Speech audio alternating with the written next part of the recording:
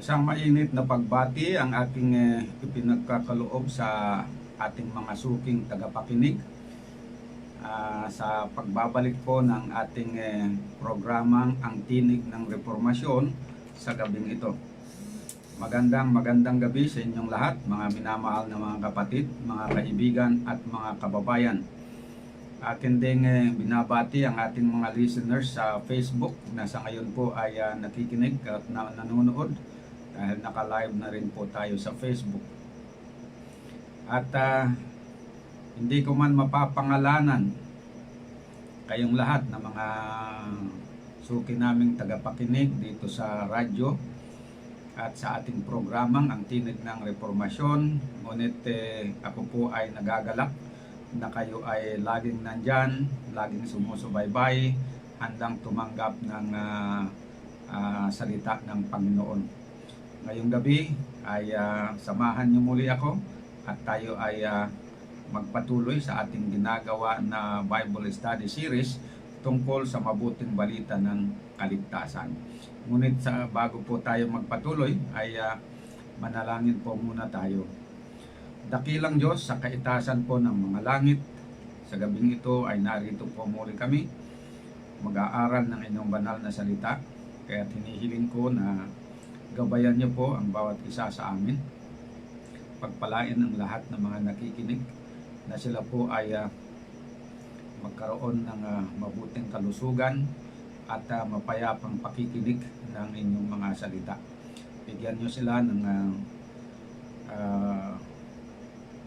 karunungan upang maintindihan nila ang mensahe na ibibigay niyo sa kanila sa pamamagitan ng inyong lingkod. Pagpatawad mo rin ang aming mga kasalanan at protektahan ninyo kaming lahat sa lahat ng mga sakit, mga kasamaan na nangyayari dito sa mundo. Ito ang ating dalangin sa pangalan ng aming Panginoong Jesus. Amen. Ipagpapatuloy po natin ngayon ang ating pag-aaral at susundan po natin yung ating sinimulan na pag-aaral tungkol sa hayop at sa kanyang tanda na nakahula dito sa Revelation chapter 13 at saka sa chapter 14. So sa nakalipas na 3 gabi ay pinag-aralan natin ang tungkol sa hayop na may tanda. At ang unang napag-alaman natin ay ang katotohanan na ang hayop na sa hula ay sumisimbolo sa kaharian, pamahalaan o gobyerno na ito ay ayon naman sa Daniel chapter 7 verse 23. So pag sinabing hayop dito sa hula ay hindi literal na hayop, kundi yan ay pamahalaan. Ibig sabihin na ang hayop na may tanda na binabanggit sa Revelation chapter 13 verse 1 to 9 at ang dragon na binanggit naman sa Revelation chapter 12 verse 1 to 17 na nagbigay ng kanyang trono at kapangyarihan sa hayop ay hindi dalawang literal na hayop, kundi sila ay sumisimbolo sa dalawang kaharian. Ang Pagan Roman Empire, yun ang una, na sinisimboluhan ng dragon, at ang Papal Roman Empire na sinisimboluhan ng hayop na may tanda. Ang unang kaharian ay tinawag na Pagan Roman Empire sapagkat ang mga namumuno na mga emperador ay mga pagano, maliban kay Emperador Constantine na nagpa-convert sa Christianity at maging ang kanyang anak. Ang sumunod na kaharian ay tinawag na Papal Roman Empire sapagkat ang mga namumuno ay ang mga papa sa Roma na sila rin ang mga pangulo ng simbahang Romano-Katoliko, na ang teritoryo na pinaghaharian ng Papal Roman Empire ay ang dating teritoryo na pinaghaharian ng Pagan Roman Empire.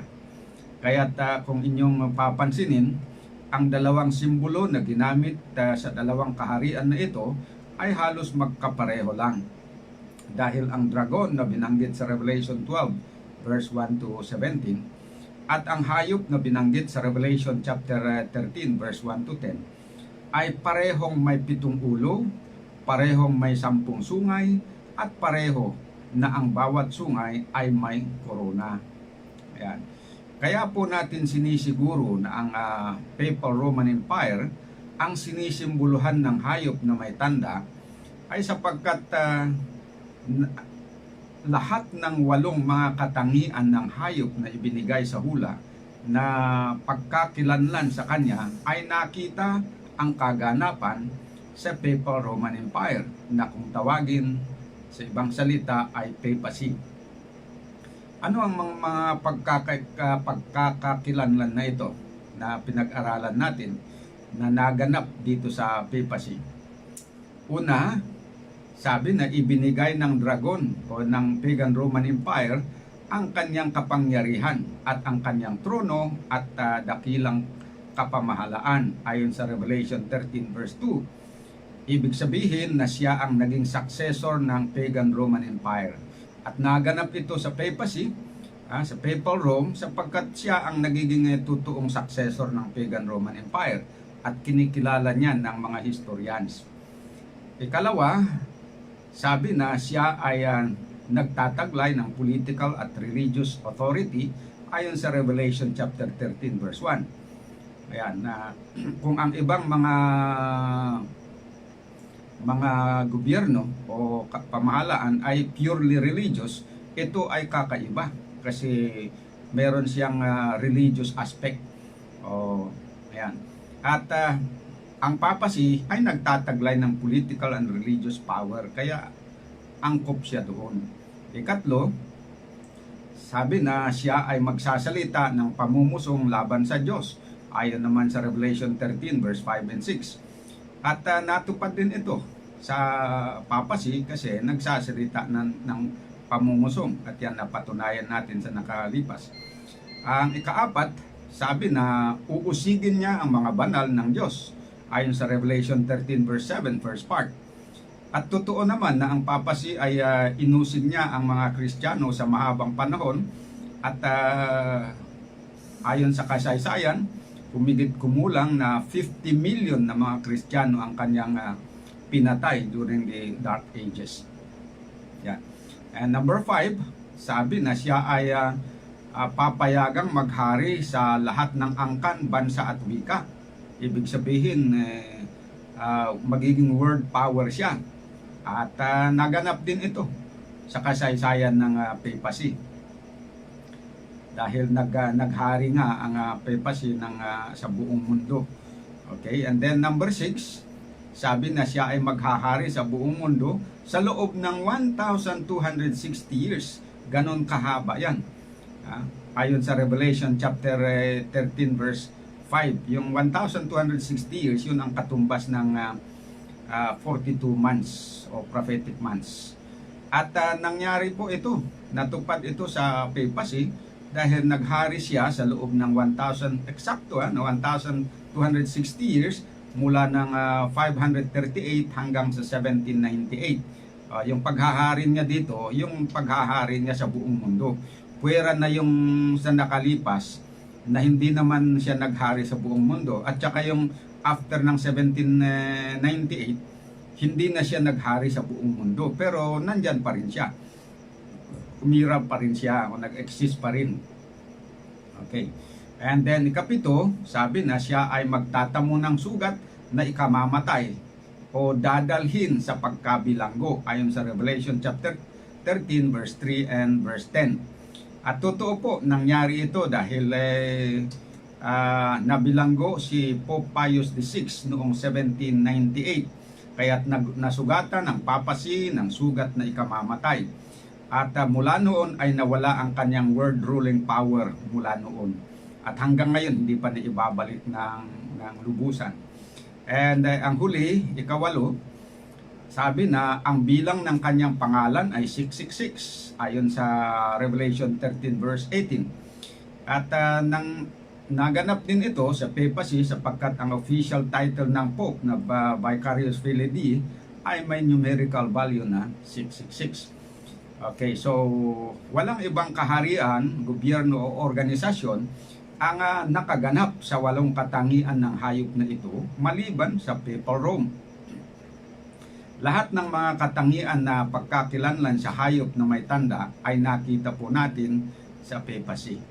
Kaya't wala po tayong duda na ang sinisimboluhan ng hayop na may larawan at tanda ay ang papacy na mas kilala sa pangalan na Roman Catholic Church.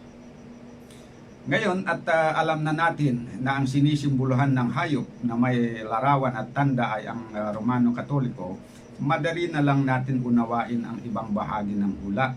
Kaya't ang sikapin nating suriin at alamin ngayon ay kung ano ang tanda ng hayop na kung saan ay binalaan ng ikatlong anghel ang lahat ng tao sa buong mundo na huwag nilang tanggapin sa kanilang noo at maging sa kanilang kamay, dahil kung tatanggapin nila, yan ay paiinumin sila sa galit ng Diyos.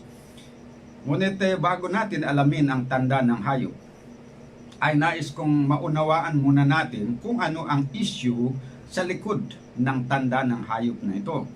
Kaya't nais kong itanong, sino po ang sinasabi ng anghel na iinom ng mangkok ng galit ng Diyos at pahihirapan ng apoy at asupre? Tatandaan niyo po ba ang sinabi kung kanino sinabi yon? Ang sabi po ng anghel sa Revelation 14 verse 9 ay ganito po. Sila daw po yaong sasamba sa hayop at kanyang larawan at tumanggap ng kanyang tanda sa kanilang noo o sa kanilang kamay. Kung ganon mga kapatid, na kasangkot pala dito ang tinatawag na pagsamba. So malinaw na ang issue na kasangkot sa kontrobersya na ito tungkol sa tanda o marka ng hayop ay dalawa. Authority at pagsamba. Authority o kapangyarihan at ang pagsamba. Bakit naging ganito ang issue? Hinihiling ng Diyos mula sa lahat ng tao na sila'y sumamba at magpasakop sa kanyang authority bilang manlalalang at pinakamataas na pinuno. Yan. Ngunit ang hayop po, papacy, ay hinihiling na ang lahat ng tao ay dapat sambahin ang Papa bilang tinatawag na Vicar of Christ o kinatawan ni Kristo at magpasakop sa kanyang authority at tatanggapin ang kanyang marka. So yun yung magiging issue ngayon. So ang pagtanggap sa kanyang tanda o marka ay isang palatandaan ng pagtanggap at pagpasakop sa kanyang authority. Dahil kung mag-utos ka, wala ka namang authority, sino bang maggagalang sa'yo? Pero kung nag-utos ka at sinunod ka, ibig sabihin, kinilala yung iyong authority. Ayan. Halimbawa, kung ako ang mag-utos sa mga military, na sabi ko na umalis na kayo dyan sa inyong kinalalagyan dyan sa checkpoint, maniwala ba sila sa akin? Siyempre hindi. Bakit? Wala akong authority to command them to follow me. Pero kung si Duterte ang utos sa kanila, susunod sila. Bakit? Kasi meron siyang authority.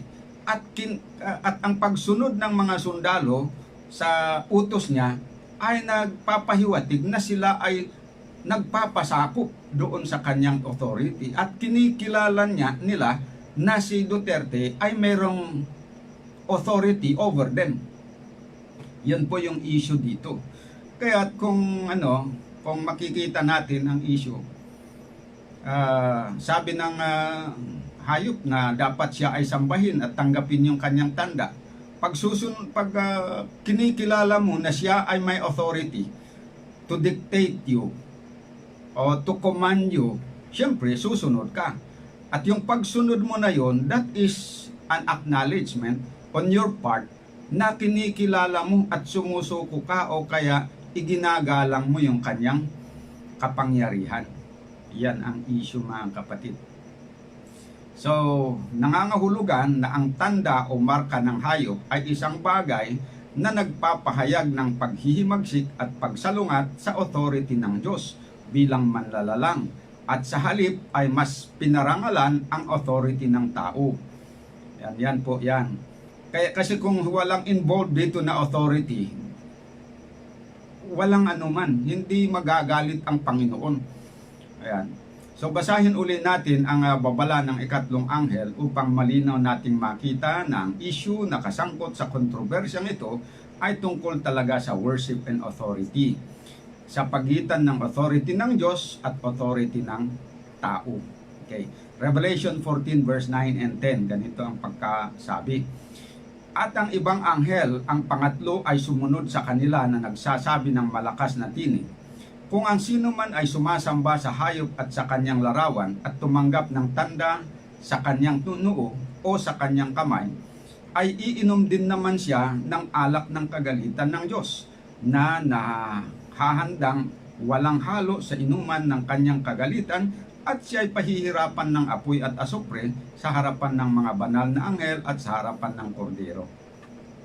So kung ating unawaing mabuti ang mga talatang ito, ang kontrobersya na nasasangkot dito sa hayop at sa kanyang tanda ay totoong tungkol ito sa authority at pagsamba. Ang issue ay ganito, mga kapatid. Una, sino ba ang dapat tumanggap ng pagsamba natin na mga tao? Ang Diyos ba na lumalang sa atin at sa lahat ng bagay, o ang Papa sa Roma na nag-aangkin na siya ang Vicar of Christ dito sa lupa? So yun yung dalawa na issue doon tungkol sa pagsamba. Kung sino ang dapat tumanggap ng pagsamba na galing sa mga tao. Kung ang Diyos ba na lumalang sa langit at lupa, o yung Papa sa Roma na nag-aangkin na siya ang kinatawan ni Kristo sa lupa. Ikalawa, kaninong authority ba dapat magpasakop ang mga tao dito sa lupa? Letter A, ang authority ba ng Diyos na lumalang sa atin at sa lahat ng bagay? O B, ang authority ng Romano Katoliko na nag-aangkin na Iglesia ni Kristo dito sa lupa? Ayan. So, yan ang magiging focus ng issue pagdating sa tinatawag na imposition of the mark of the beast, o yung pag-impose na tatanggapin daw yung tanda. Hindi pa natin nadidiscover kung ano yung tanda na yon, pero malalaman natin mamaya. Basta ang importante, maunawaan natin yung issue behind that, kung bakit naging mabigat ito. Makikita nyo ba na talagang mabigat ito sa panig ng Panginoon? Mabigat dahil kung hindi pa mabigat ito sa Kanya, kung hindi may ituturing ito na isang mabigat na kasalanan, bakit niya babalaan ang tao na sino man na sasamba dito sa hayop at saka tatanggap ng kanyang tanda ay kanyang parurusahan ng ganun katindi. Na never naman na wala siyang binitawan na ganun na parusa sa ibang grupo ng mga tao, maliban lang dito sa mga sasamba sa hayop at saka tatanggap sa kanyang tanda. Yun ang magpapakita na talagang sa panig ng Panginoon, ito'y isang mabigat na issue o malaking kasalanan. Kung baga sa gobyerno, it amounts to treason, na talagang punishable by death. So, I hope na nakuha nyo yan, yung pinakapunto yun mga kapatid. No? Kaya sinugo ng Diyos ang ikatlong anghel upang babalaan ang lahat ng tao na huwag sasamba sa hayop at sa kanyang larawan at huwag tanggapin ang kanyang tanda, ay sapagkat ang worship o pagsamba ay dapat lamang ibigay sa manlalalang na lumikha sa langit at lupa. Bawal po na yung worship na dapat ibigay sa Diyos ay ibigay mo sa isang nilalang, kagaya ng Papa sa Roma, o kaya yung emperador. Kasi ganon din yung ginawa ng mga emperador sa pagan Roman Empire, na gusto rin nila na sambahin sila ng tao. Kaya ang tawag doon is emperor worship. Ito naman matatawagin natin na kasi hindi naman emperor ang tawag ng Papal Roman Empire, yung pangulo ng Papal Roman Empire, kundi anong tawag doon? Papa. Kaya papal worship ang maging kalalabasan yan. Hindi na emperor worship, kundi papal worship. So, yan po ang lininaw ng Biblia na dapat natin maintindihan, na worship is due only to the Creator and should not be given to any creature for that matter. Ito ang lininaw ng unang anghel sa Revelation chapter 14 verse 6 and 7. Kasi nag-focus tayo doon sa mensahe ng third angel. Pero tandaan natin na yung message ng third angel ay may kinalaman doon sa message ng first angel. Kaya yung warning against receiving the mark of the beast and against worshiping the beast is connected or related to the message of the first angel. Ano ba yung sinabi ng first angel sa Revelation 14 verse 6 and 7? Basahin natin. At nakita ko ang ibang anghel na lumilipad sa gitna ng langit, na may mabuting balita na walang hanggan upang ibalita sa mga nananahan sa lupa at sa bawat bansa at angkan at wika at bayan. At sinabi niya ng malakas na tinig, matakot kayo sa Diyos at magbigay kaluwalhatian sa Kanya, sapagkat dumating ang panahon ng kanyang paghatol at magsisamba kayo sa gumawa ng langit at ng lupa at ng dagat at ng mga bukal ng tubig. So ayon po dito sa mensahe ng first angel, sino daw po ang dapat na sambahin natin ng mga tao dito sa mundo? Sabi, magsisamba kayo sa gumawa ng langit at ng lupa at ng dagat at ng mga bukal ng tubig. Yan ang panawagan ng langit. Ibig sabihin, the worship is due only to the Creator at hindi mo dapat ibigay sa creature. So kung ang isang emperor ay hinihingi niya na i-worship mo siya, pinagbabawal ng Diyos yun. Kasi parang ang emperor, inaagaw niya yung worship na para sa kanya. Inaagaw niya patungo sa kanyang sarili. And here comes the successor of the emperor, yung Papa, na ganon din ang ginagawa niya. Gusto din niya nakunin yung worship na yon. Doon ang ayaw ng Panginoon yon, dahil for anyone to claim to receive worship the same like God is tantamount to elevating himself in equality with God. Parang pinapalabas mo na ikaw ay kapantay ka ng Diyos. Kasi ang Diyos ang dapat na sambahin, gusto mo na sambahin ka rin, parang line-level up mo yung sarili mo sa Panginoon. Ay hindi, tama yun. Sa direktang pagsalungat sa manlalalang at bilang pagsuway sa kanyang authority na humiling ng pagsunod at pagsamba, ay mayroong titindig ayon sa hula in the future, titindig at uutusan ang lahat na naninirahan sa mundo na sumamba sa hayop na may tanda. Nabasa po ba ninyo ang hula na ito na nagsasabi na sa huling araw ay may mag-uutos sa lahat ng tao dito sa mundo na sambahin nila ang hayop at tanggapin ang kanyang tanda, salungat sa utos ng Diyos? Yun na nga ang dahilan. Dahil sa may ganon, yun ang dahilan na may babala yung third angel na pag dumating yung point na yun na may hihingi sa inyo na dapat na sambahin ninyo ang hayop at tanggapin ang kanyang tanda, ay huwag nyong gagawin, huwag kayong susunod. Dahil kung susunod kayo, that is tantamount to rejecting the authority of God in favor of acknowledging the authority of a mere creature. Yan ang magiging implication.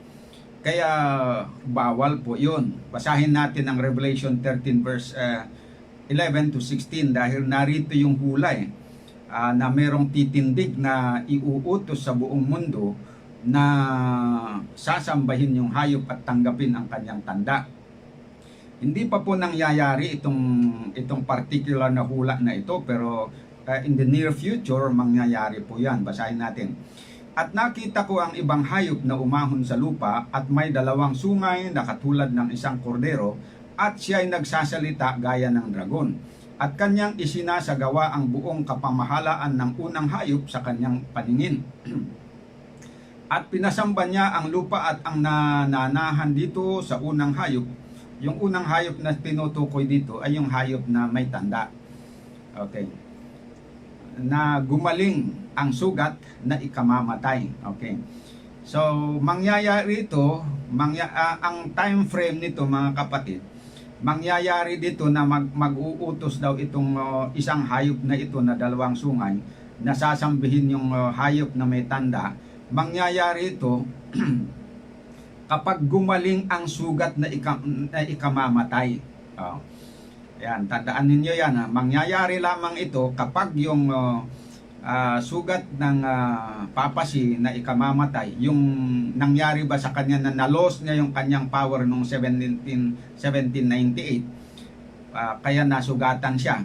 Pero nakahula, nagagaling yun.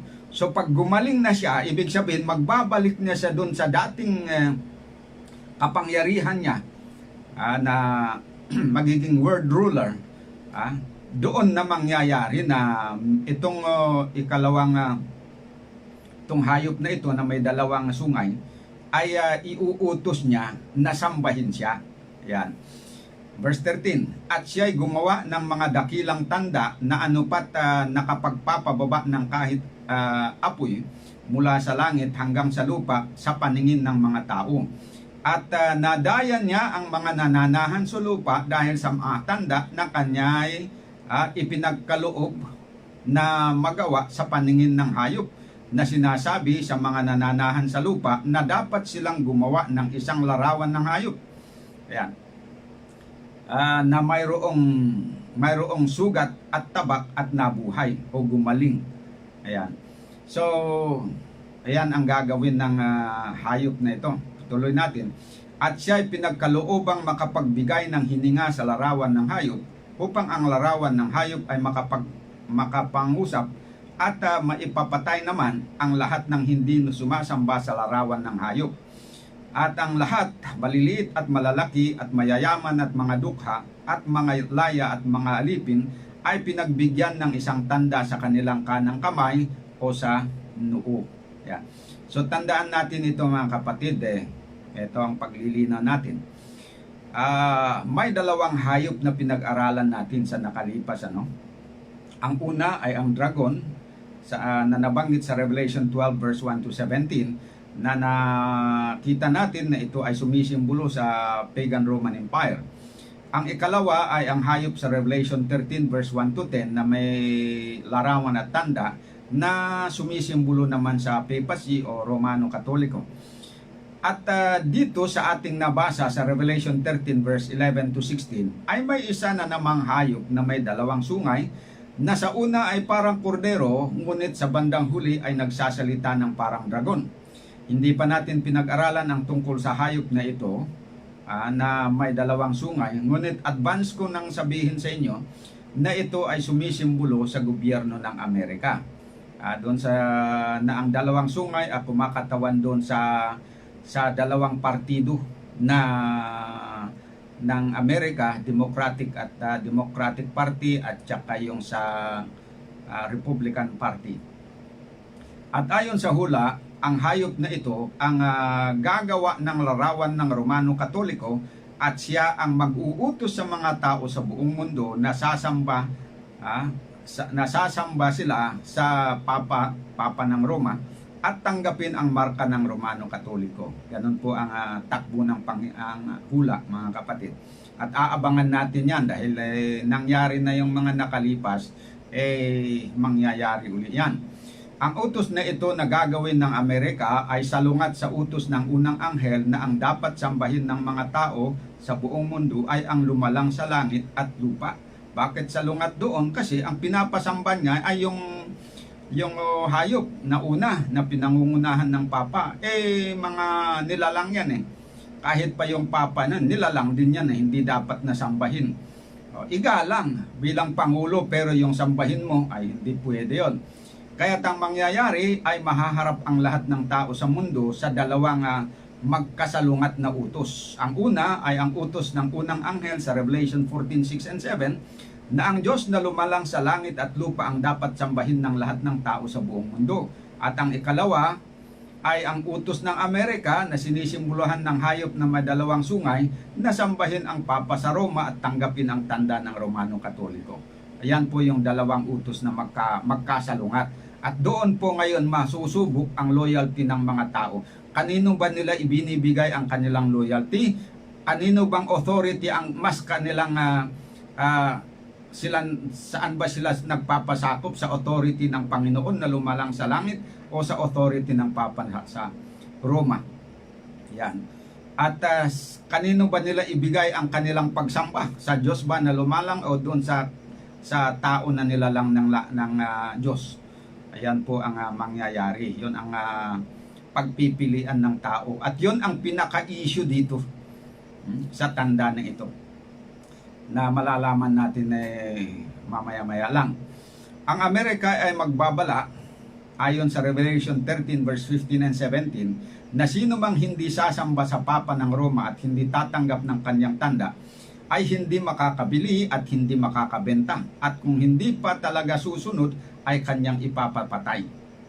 Sa kabilang banda ay nagbabala naman ang ikatlong anghel sa sino man na makinig sa Amerika at sasamba sa Papa ng Roma at tatanggap ng kanyang tanda ay iinom sa mangkok ng galit ng Diyos at pahihirapan ng apoy at asupre sa harapan ng mga anghel at sa harapan ng kordero. Kaya't malinaw na ang issue na kasangkot sa kontrobersya ng hayop at sa marka ng hayop ay tungkol sa authority ng gobyerno ng Diyos at ang authority ng gobyerno ng Papa sa Roma. Ayan. At ikalawa, kung kanino natin dapat ibigay ang ating pagsamba, kung sa Diyos ba na lumalang sa langit at lupa o sa Papa ng Roma na nilalang lamang ngunit nagpapakilalang Diyos dito sa lupa. Ayan. Kaya mabuti at nalaman natin yung in advance, alam na natin yung issue para hindi tayo madaya. Kasi nakahula na marami ang madadaya. Marami talagang madadaya ayon sa hula, no? Lalo na yung mga hindi gustong makinig, yung mga ayaw makinig ng ibang aral na kung ano daw yung prinsipyo kasi kung ano ang pinamulatan na relihiyon ay doon na daw mamatay. Ayaw tumanggap ng ibang impormasyon na parang baka kapag nangaral ka ng ibang impormasyon, ibang aral na salungat doon sa kanilang dating pinaniniwalaan ay pinoconsider nila yon na masama. Galit sila pa. Ayan, kapag ganun ang attitude na ayaw makinig ay talagang madadaya talaga. Kaya kung titignan natin ang kasalukuyang katayuan ng Papa sa Roma at ang simbahang Romano Katoliko sa kasulukuyan na kalagayan ay parang imposible na itataas nito ang sarili laban sa Diyos at hihilingin sa mga tao ang pagsamba na nauukol lamang sa makapangyarihang Diyos na lumalang sa langit at lupa. Bakit? Dahil kung titignan mo ang papa sa ngayon, maamo eh. Hindi mo makikita yung kabagsikan ng mga papa sa una. Medyo sa tingin mo sa ngayon ay maamo. At kung magsalita ay hindi mabagsik. Ayan.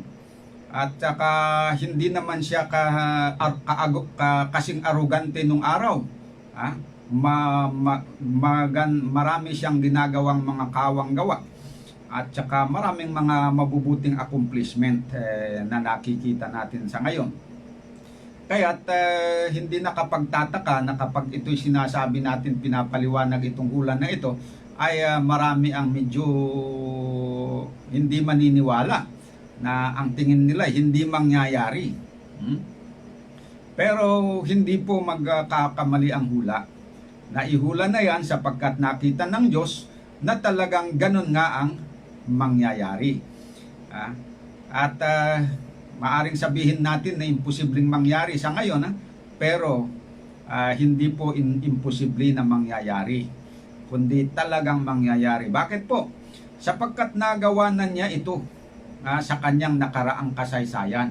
Ano yung nagawa niya noon? Ay yung pumaslang ng maraming buhay. Nagawa na niya yun. Biro mo naman yung pinapatay na mga 50 million people. Tapos kasalanan, magbasa ka lang ng Bible, paratangan ka na nagkasala ka, sapat na yon para husgahan ka at sunugin. Tignan mo yon. Sabihin mo lang na hindi mo kinikilala na ang Pope ay infallible. Kakasuhan ka na ng mabigat na kaso na kasalanan at papatayin ka na. Ganon katindi yung nangyari sa una.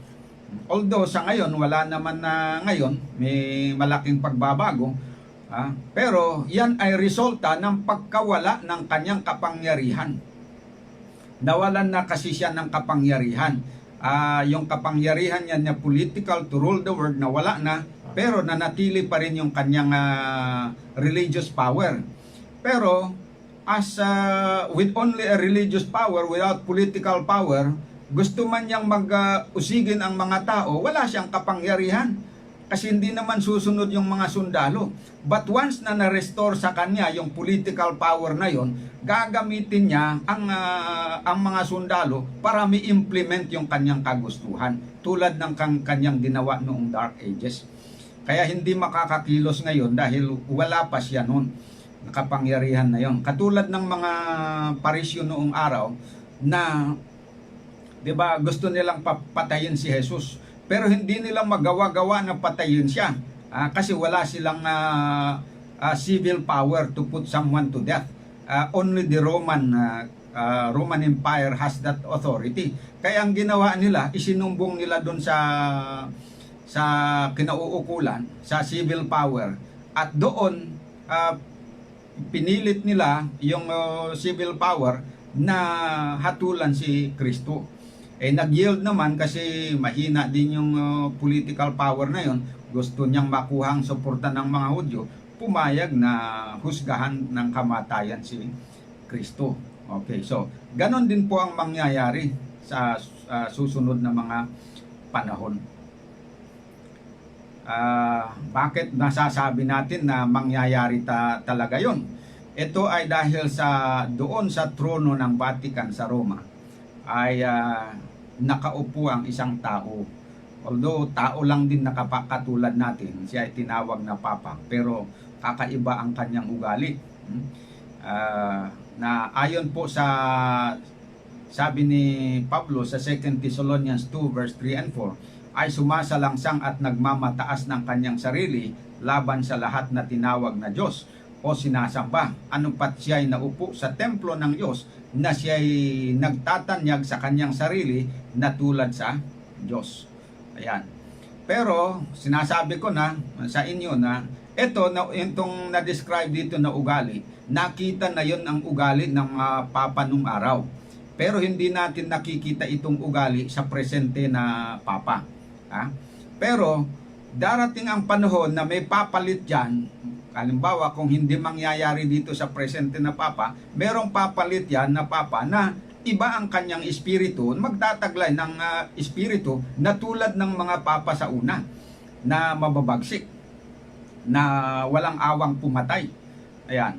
Pero sa ngayon, medyo mabait naman yung papa sa ngayon, so magpasalamat tayo, kaya walang persecution. Pero pagdating ng araw, nako, katakot-takot ng persecution mangyari. Ano? So, nang manalangin ng Panginoong Hesus, eto ang isang controversy. Ito nangyari din noon. Ngayon, medyo silent sila, hindi gaanong pero medyo tahimik-tahimik lang. Pero ganito ang mga issues kasi na iba. Nang manalangin ng Panginoong Hesus sa itaas na silid, nagsalita siya sa Diyos Ama sa langit.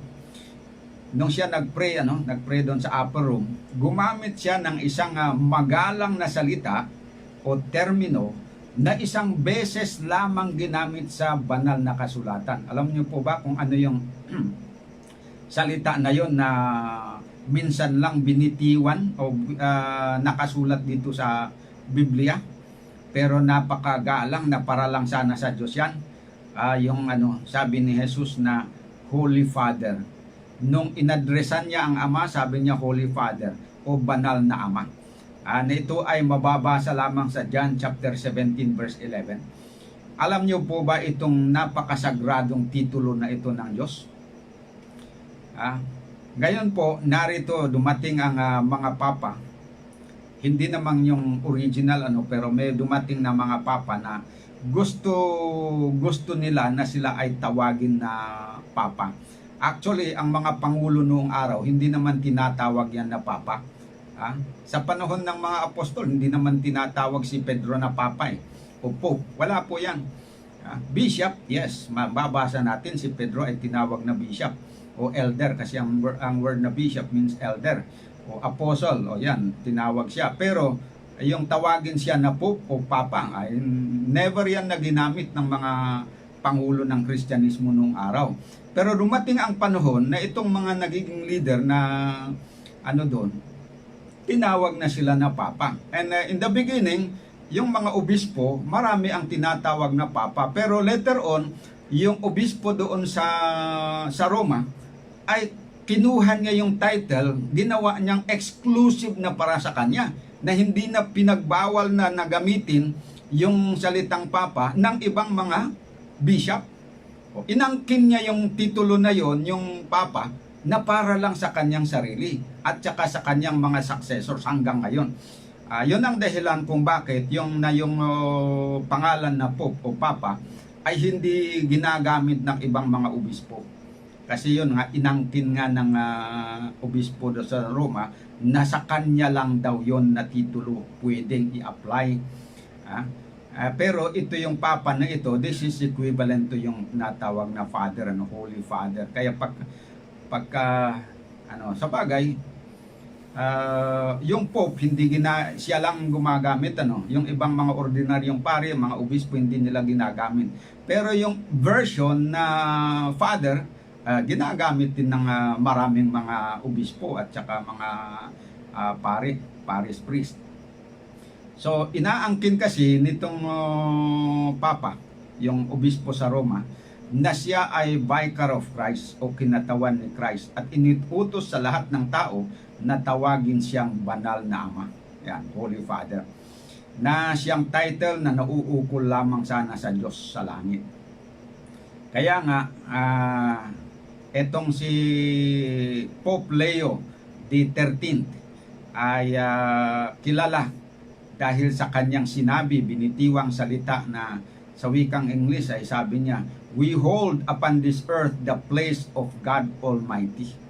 Yan. So, ibig sabihin, yung lugar ng God Almighty, sila daw ang pumwesto doon. So, sabi niya, "We hold upon this earth the place of God Almighty." Yan ang kanyang sinabi. This is quoted from the book, The Great Encyclical Letters of Pope Leo VIII, page 304. So narito ang isa pang punto, maliban din doon sa issue ng Holy Father, meron pang isang issue dito, point of controversy between God and the papacy. Sabi, Sabi ng Philippians chapter 2 verse 9 and 10, lubhang itinaas ng Diyos Ama si Jesus at binigyan ng pangalang higit sa lahat ng pangalan, upang sa pangalan ni Jesus ay luluhod ang bawat tuhod ng mga nasa langit, ng mga nasa lupa, at ng mga nasa ilalim ng lupa. Okay. Ano naman, paano naging issue naman yan? Ganito. Ang Papa naman, hinihiling naman nitong mga Papa din na itong karapatan na dapat ibigay kay Kristo na dapat luluhod sa Kanya. Kasi binigyan na nga siya ng mataas na parangal at pangalan, na sa pangalan daw ni Jesus ay luluhod ang bawat tuhod ng mga nasa langit at mga nasa lupa at ng mga nasa ilalim ng lupa. Tine-claim din nitong Papa na para sa kanila din yung right na yon, to the right for people to kneel before them. Kaya sabi ni Pope Innocent III, we are the vicar of Christ, sabi niya, before whom every knee shall bow, even no, especially the knees of kings and emperor. Ito yung pag-aangkin ni Pope Innocent III. Hindi naman siguro nag-aangkin yung present na Papa ngayon ng ganito. Hindi niya dinidiman, pero yung previous na mga Pope, example nito si Pope Innocent III, yan, he demand that every knee shall bow before him, especially the knees of kings and emperor. Ito ay nakasulat naman doon sa aklat ni Peter de Rosa na pinamagatang Vicars of Christ, the Dark Side of the Papacy, page 68. So, totoong itinaas ng Papa ang kanyang sarili in the Dark Ages. Hindi lamang maging katumbas o kapareho, kundi higit sa lahat na tinawag na Diyos o sinamba. Kaya siya ay umupo bilang Kristo at bilang Diyos sa Vatican, na ipinapakita ang kanyang sarili na hawak niya sa lupa ang lugar ng Diyos na makapangyarihan sa lahat. Okay. Linawin natin hindi claim ng Pope na ito, wala siyang official na pronouncement yung present Pope na ganito, kasi wala nga siyang power sa ngayon.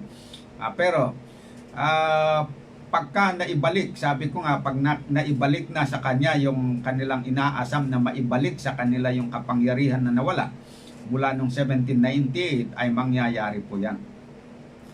Ayan ang sinasabi. Kaya sa sandaling ang kapangyarihan na nawala ng Papa noong 1798, nang tumanggap ang papacy ng isang nakamamatay na sugat at muli siyang maluklok bilang kataas-taasang pinuno ng pandaigdigang simbahan at pandaigdigang pamahalaan, gagamitin niya ang kapangyarihan ng Estado upang pilitin ang lahat ng mga naninirahan sa mundo na tanggapin ang isang tanda o marka bilang patunay ng kanilang katapatan at pagpapasakop sa authority ng simbahang Katoliko.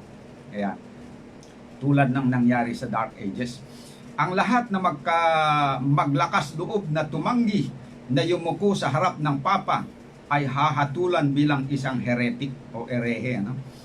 Heretic. Alam nyo, kaya pinagpapatay yung mga tao noon, yung mga Kristiyano noon, dahil pinasuhan sila sa kasong kriminal na heretic ang tawag doon. Heresy ang kanilang kasalanan. Kaya pinagpapatay sila.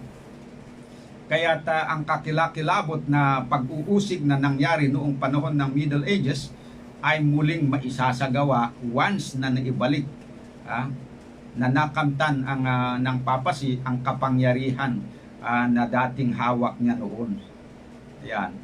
So, ngayon, alam na natin yung issue sa likod ng tanda, yung controversy between God and man, na ang issue talaga doon is yung authority and worship. Kaninong authority ang mas igalang natin at doon tayo magpasako?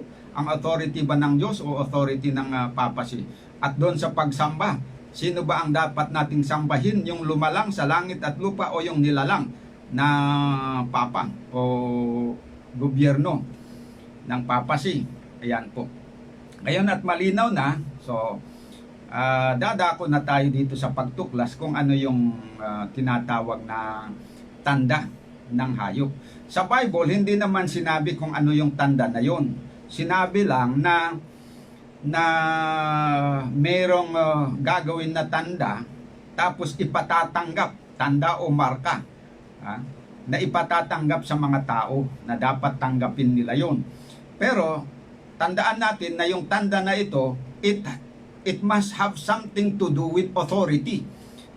It connected dun sa pag-acknowledge mo ng authority ng hayop o ng Romano Katoliko na sinisimboluhan ng hayop. So we cannot understand the mark apart from the authority of the Catholic Church. It must have something to do with authority. Otherwise, there will be no point for God to be angry. Ganun po. So, dito, hindi tayo mag-imbento kasi hindi naman sinabi ng Bible. Ngayon na na-identify na natin kung sino yung hayop na yon, yung sinisimboluhan ng hayop na ito na nga yung papacy, ang gagawin na lang natin is tanungin natin sila kung ano ba yung kino-consider nila na sign of their authority. Ano yung kino-consider nila na tanda o palatandaan o marka ng kanilang kapangyarihan. At pag sila ang nagsabi, paniwalaan natin. Kung wala silang sasabihin, wala tayong alam. Siyempre. Pero pag sila ay nagsabi, we believe them. Kasi yun na nga eh. Okay. So ganito po. Yung tanda, it must have something to do. It must be connected with something that they have done as an expression of as a show of their power or authority. Yan. Kasi kung wala kang in-exercise na authority, ay talagang walang mangyayari.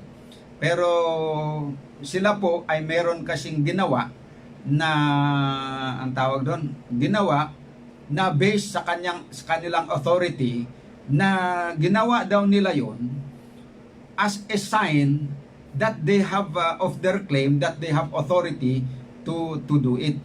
Yan. So, basahin po natin. Babasa tayo ng ilang mga quotation mula sa mga representative ng Romano Katoliko kung ano ang kanilang sinabi na may kinalaman dito sa tanda ng kanilang iglesia. Unang-una, basahin natin itong sabi sa Converts Catechism of the Catholic Church. Okay. Sabi dito, question, which is the Sabbath day? Ayan, tanong, which is the Sabbath day? Answer, Saturday is the Sabbath day. So, yan ang tanong. Ano daw po ang Sabbath day? Ang sagot, Saturday is the Sabbath day. Yan, biblical po yan. Mababasa natin sa Bible. Kasi Saturday, which is the 7th day of the week, yan po yung Sabbath day ayon sa Exodus chapter 20 verse 8 to 12. Next question, why do we observe Sunday instead of Saturday? Tama lang naman na tanong yon. Sagot, we observe Sunday instead of Saturday because the Catholic Church in the Council of Laodicea in the year 364 transferred the solemnity from Saturday to Sunday. Ito ang sinabi doon sa Converts Catechism of Catholic Church, Catholic Doctrine. So ano po ang sabi ng catechism na ito? Yun daw original na Sabbath ayon sa utos ng Panginoon na the 7th day is the Sabbath of the Lord, na yung 7th day na yun, inamin naman nila na that is Saturday. Ano andang ginawa nila? Sabi, they transferred the solemnity from Saturday to Sunday. So, pag ginawa mo ang isang bagay yun, if you transfer the solemnity of the day of Saturday to Sunday, you cannot do it without claiming to have authority to do so. Diba? So, the fact na ginawa ng Roman Catholic Church indicates that they claim that they have authority to change God's law, or at least to transfer the solemnity from Saturday to Sunday, which is in effect means they have authority even to revise or modify God's law. Yan po yung claim nila doon. Okay, ito pa ang sabi ni Reverend Henry Tuberville sa aklat na Abridgment of Christian Doctrine, page 58. Question: how prove you that the church hath power to command feast and holidays? Ano ang patunay mo na ang church, means the Catholic Church, ay may kapangyarihan na mag-utos ng tungkol sa holidays and feast days? Answer: by the very act of changing the Sabbath into Sunday, which Protestants allow of, and therefore they fondly contradict themselves by keeping Sunday strictly and breaking most other feast days commanded by the same church. Ayan. So, ano daw ang patunay na anong ginagamit nila na ebidensya na sila ay, as a church, has power to command feast and holidays? Ang sagot nila doon is the very act of changing the Sabbath into Sunday. That is constitute a proof that they claim to have power to change God's law and command other feast days to be observed. Ayan. At ito, next. Sabi ni James Cardinal Gibbons sa kanyang aklat na The Faith of Our Fathers, page 89. You may read the Bible from Genesis to Revelation and you will not find a single line authorizing the sanctification of Sunday. The scriptures enforce the religious observance of the Saturday, a day which we Catholic never sanctify. So ano daw po ang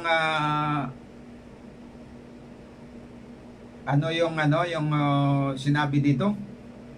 You may read the Bible from Genesis to Revelation and you will not find a single line authorizing the sanctification of Sunday. So, yung mga nagrarason ngayon na mga protestante at iba, nasabi nila na merong biblical authority for them to keep Sunday. Sabi ng Katoliko, that is wrong. Mali yun. Because when they change the day of rest and worship and transfer from Saturday to Sunday, they did not base it on biblical authority, but they base it purely on the authority of the Roman Catholic Church. Kaya yan. Kaya sabi nila itong mga Protestant inconsistent daw sila. Kasi sabi nila na hindi nila rine-recognize ang authority ng Catholic Church. And yet they are following the law of the Catholic Church kasi sila ang nag-imbento ng Sunday keeping. Sila ang nag-imbento ng na dapat ang Sunday is the Sabbath, should be observed as a Sabbath day. Sila ang gumawa yon purely from the authority of their church. Here comes ang Protestant na nagsasabi na their faith is based on the Bible and the Bible only. Hindi naman pala sila sumusunod. Yan ang sinasabi dito ni Cardinal Gibbons. Sabi niya, you may read the Bible from Genesis to Revelation and you will not find a single line authorizing the sanctification of Sunday. The scriptures enforce the religious observance of Saturday. Yun, kung susundin mo ang Bible daw, the Bible enforce the religious observance of Saturday, not Sunday. A day which the Catholics never sanctify. Kano ang sinanctify ng Catholic Church? Sunday as a day of rest. Yan. Okay, ito pa, sabi naman ni Stephen Kennan, A Doctrinal Catechism by Stephen Kennan. Question: have you any other way of proving that the Church has power to institute festivals of precept? Answer: had she not such power, she could not have done that in which all modern religionists agree with her. She could not have substituted the observance of Sunday, the first day of the week, for the observance of Saturday, the seventh day. A change for which there is no scriptural authority. Nakita niyo? Kaya ito, dapat maintindihan ng lahat ng mga protestante ito. Wala silang kamalay-malay na ang sinusunod pala nila ay batas ng Katoliko when they are keeping the Sabbath, the Sunday as the day of rest and worship, na Christian Sabbath. They are following the law of the Catholic Church, hindi yung Bible. Kasi sabi dito na ginawa nila yung pagbabago na nila dito with no scriptural authority. It is plainly the making of the Catholic Church. Okay, ito pa. Sabi ni Thomas Enright doon sa kanyang noong February 18, 1884. Prove to me from the Bible alone that I am bound to keep Sunday holy. Yan challenge niya sa mga protestante. There is no such law in the Bible. Ano yung there is no such law in the Bible?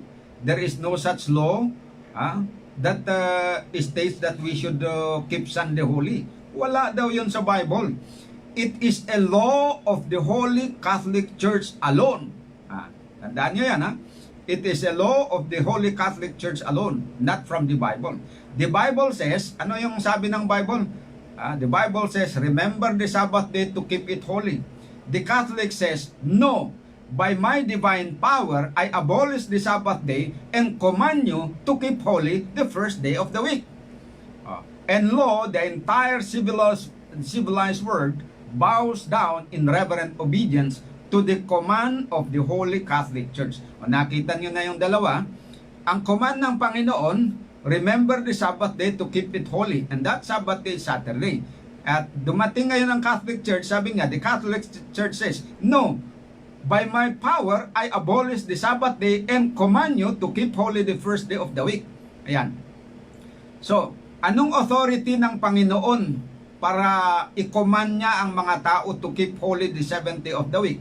Sabi ng fourth commandment.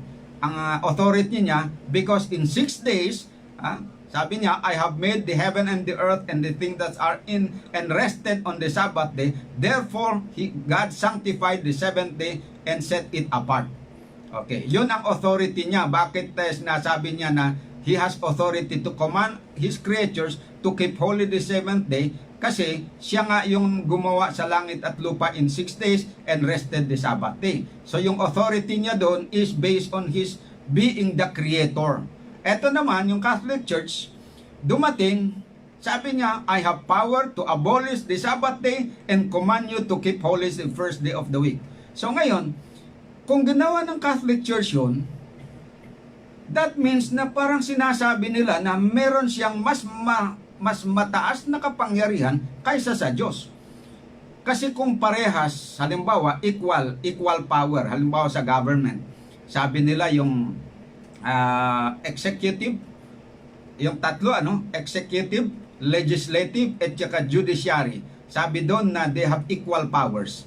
That means na yung executive, yung judiciary, kung ano ma ang decision ng legislative, hindi nila kayang i-overrule yun. Kasi equal power sila. Pero kung i-overrule nila, they are claiming that they have a higher power than the other. So, yun ang senaryo dito, mga kapatid. So, ang Panginoon, in-exercise niya yung kanyang authority as a creator and make a law that all should keep the seventh day Sabbath in honor of the resurrection. And here comes the Catholic Church, binago niya ngayon, inabolish niya ngayon yung law, yung seventh commandment, and he made another law to keep Sunday instead. So ngayon, ano ngayon ang kalalabason? That means by doing that, he is claiming to have a higher power than God, for which God is very angry. Diyan ngayon nagagalit ang Panginoon kasi biro mo ang tao na nilalang niya ay nagke-claim na mayroon siyang mas mataas na kapangyarihan na kaya niya na i-modify pati yung law of God. Ay hindi dapat yun. Yan, kaya galit ang Panginoon doon sa act na yon. Ngayon, yung paggawa nila, the very act of changing the Sabbath day from Saturday to Sunday by their own authority, yan ay, that constitute a sign, yun na ang magiging ginawa nila na tanda ng kanilang authority. Yan po ang reality doon. So, this act of changing God's Sabbath day from Saturday to Sunday and commanding all men to keep holy the first day of the week instead of the seventh day constitutes a tangible evidence of their claim that the Pope can modify divine law. But to abolish God's law is tantamount to claiming the possession of greater power than that of God Himself, since one with a lesser authority could not alter a law made by a higher authority. Hindi po pwede yun. Therefore, the keeping of Sunday holy as the Sabbath most appropriately serves as the mark or as the mark of the beast or the mark of the papacy. Mark of the papacy's assumed authority to change divine laws and to command feasts and holidays. Ayan. Pero itong conclusion na ito, hindi lang naman natin conclusion lang ito. Ito, sila mismo ang nagsabi, hindi tayo. Sinasabi ko lang, pinapaliwanag ko lang ito based doon sa kanilang claim, sa kanilang sinasabi. Meron nga ba silang sinasabi na ganon? Narito ang this is from Cardinal Gibbons. I mean, hindi yung kay Thomas, H.F. Thomas, Chancellor of the Cardinal Gibbons. Sa isang letter dated November 11, 1895, ganito ang kanyang sabi. Of course, the Catholic Church claims that the change of the Sabbath was her act, and the act is a mark of her ecclesiastical authority in religious things. Nakita nyo na yon. Ano daw po yung mark o tanda o marka o nang magpapakita na sila po ay may authority to change divine laws, to transfer the solemnity of the Sabbath from the seventh day to the first day of the week. Ano yung what constitute their mark of their ecclesiastical authority? The change from Sabbath to Sunday. Kaya dito po lumabas yung doon na pag sumusunod ka daw at ipangingilin mo ang araw ng linggo as the Sabbath of the Lord, as a day of rest and worship, you are acknowledging the authority of the Church, the Roman Catholic Church, to change divine laws. Ayan. You are para bang yung nagpapasakop ka o kinikilala mo yung kanilang assumed authority. Ayan. Kaya darating po ang panahon, ayon sa hula mga kapatid, na itong Amerika ay gagawa ng batas, na i-enforce niya ito sa buong mundo. Natatanggapin nila itong Sunday as the mark of the Holy Roman Catholic Church, mark of their authority. At iuutos nila sa buong mundo na lahat po yan ay ipangilin ang araw ng Sabat. Yan ang tanda ng ayun. Pero sa ngayon, hindi pa nila ini-impose yan. So wala pa po yan yung position. So medyo relax lang muna tayo. Pero ayon sa hula, magaganap yan at hindi magtatagal. Kaya hinanda na natin ang ating sarili. So ngayon mga kapatid, na natumbok na rin natin kung ano yung tinatawag dito na the mark of the beast o yung tanda o marka ng hayop o marka ng Roman Catholic Church, kasi nga yung hayop is sa hula ay sumisimbolo sa Roman Catholic Church. Gayon na sila na ang nagsabi kung ano yung mark of their authority, tinatanggap lang natin. Hindi tayo ang umimbento, hindi tayo ang nagsabi, sila ang nagsabi. Okay, so dahil nanggaling sa kanila, irerespeto natin yon. Ganun na nga.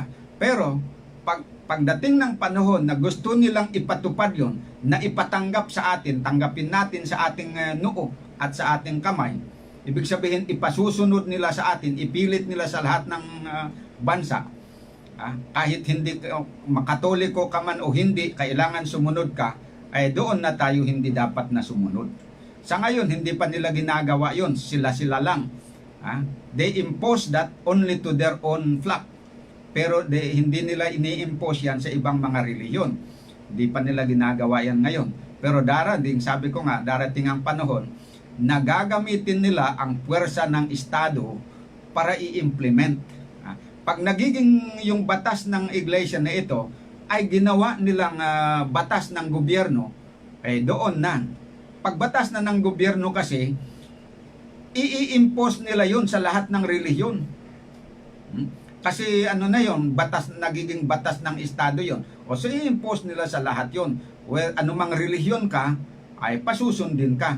Doon na yung sinasabi ng mag-apply na yung tinig ng third angel's message. Sabi niya na, huwag kayong susunod. Dahil sino man ang sasamba sa hayop na yan at kikilalanin ang kanyang authority, na magbaguhin yung aking kautusan at ipapatupad na tatanggapin nyo yung tanda, na at ipangigilin nyo yung araw ng linggo as a Sabat, yan po ay paiinumin ko ng paiinumin sa galit ng Panginoon. Ayan, so tandaan po natin yan. Sana naging malinaw na ito sa inyo.